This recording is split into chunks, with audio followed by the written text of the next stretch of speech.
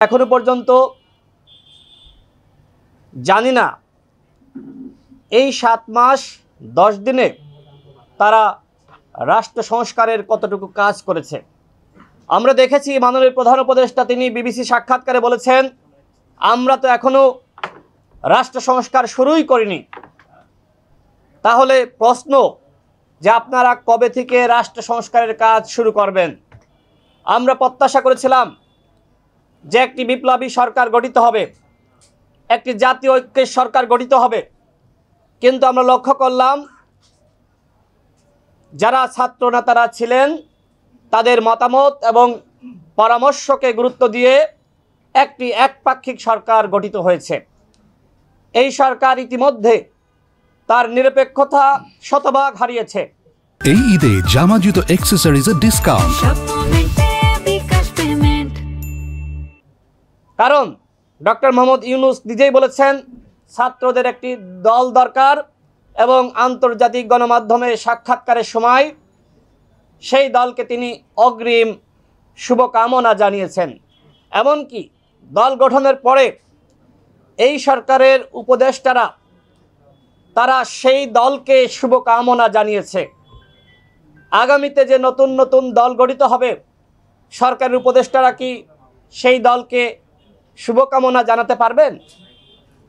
নাহিদ ইসলাম পদত্যাগের পরে অন্তর্বর্তীকালীন সরকারের প্রেস সচিব তিনি নাহিদকে পাশে বসিয়ে প্রেস ব্রিফিং করেছেন এবং তিনি এও বলেছেন আগামীতে নাহিদ ইসলাম প্রধানমন্ত্রী হতে পারে।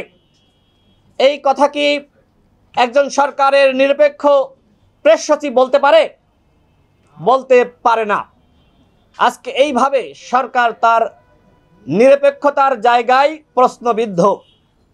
এই কারণে আমরা দাবি তুলছি যে ডক্টর ইউনূসের নেতৃত্বে এই অন্তর্বর্তীকালীন সরকারের উপদেষ্টা পরিষদ পুনর্গঠন করতে হবে। প্রয়োজনে নতুন নিরপেক্ষ সরকার গঠন করতে হবে। আমাদের হাইকোর্টের রায়ের মাধ্যমে তত্ত্বাবধায়ক সরকার ব্যবস্থা ফিরে এসেছে। সুতরাং আপনারা চাইলে, জনগণ চাইলে আপনারা মতামত দিতে পারেন, গণভোট করতে পারেন। আপনারা ডক্টর মোহাম্মদ ইউনূসের নেতৃত্বে একটি তত্ত্বাবধায়ক সরকার গঠন করেন। সেই সরকার বিপ্লবী সরকারের আদলে গঠিত হবে।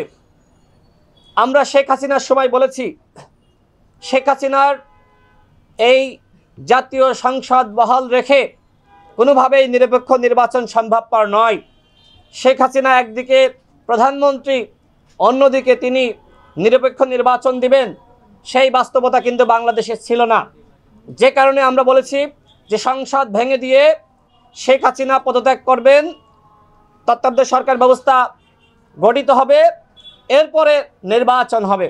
ঠিক এখনও সেই একই দাবি করছি।